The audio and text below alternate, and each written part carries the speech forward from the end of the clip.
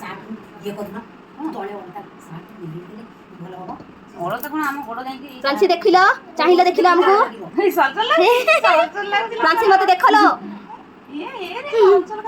ନାନା ତତେ କେତେଥର ଡାକିବାକୁ ଯାଇଥିଲା ମତେ କହିଲା ମତେ ଟିକେ ବଡ଼ ଆଣ୍ଟିଙ୍କୁ ନେଲ୍ ପଲିସ୍ ଲଗେଇଦେବେ। ମୁଁ କହିଲି ମୁଁ କାଇଁ କହିବି ପୂଜା କହିବୁ କହିଲେ କୋଉଠି ମୁଁ କହିଲି ଉପରେ ସେ ରାଜ କରିଛି କହିନି ମତେ ପ୍ରାନ୍ସି ଦେଖିଲୁ ମତେ ଟିକେ ଚାହିଁଲୁ ବାବୁ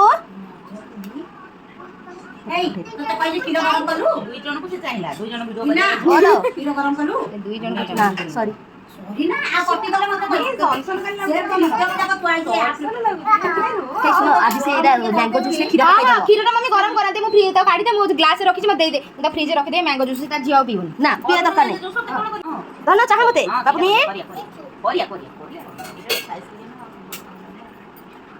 ଏବେ କରିଦମ ପି ଦେଇକି ଟିକେ ଯିବୁ ଯଦି ଯଦି ଇଏ ପିଇବେ ନା ଆମେ ରଖି ଦେଇଥିବ ଇଏ କରିଦେବେ ଚାହା ଖାଇଛନ୍ତି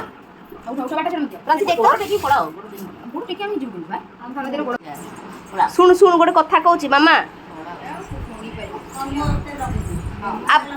ହଁ ନାନା ଅଧା ଲଗେଇଛି ନାନା ଆଗ ଲଗେଇ ସାରୁ हाँ सुंदर देखा हाँ भला ଶୁଣ ଶୁଣ ଦେଖେନି ଏପଟ ଦେଖା କାମ ଦେଖା ଏ ବେଟା ଆର ହାତରେ ଲଗେଇ ଦେ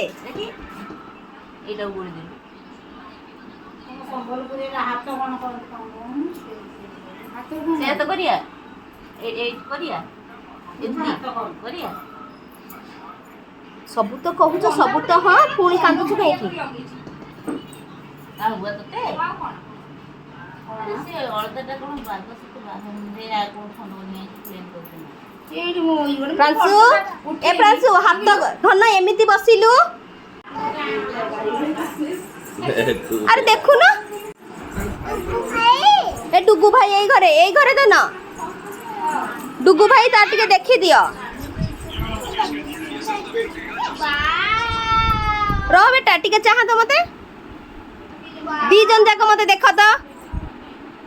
ଡୁଗୁ ଭାଇ ମତେ ଦେଖ ଏବେ ହେନ୍ ये भी पूरा मैंगो जूस पीबा ए खाइचो मैगी खाइचो एप्पल खाइचो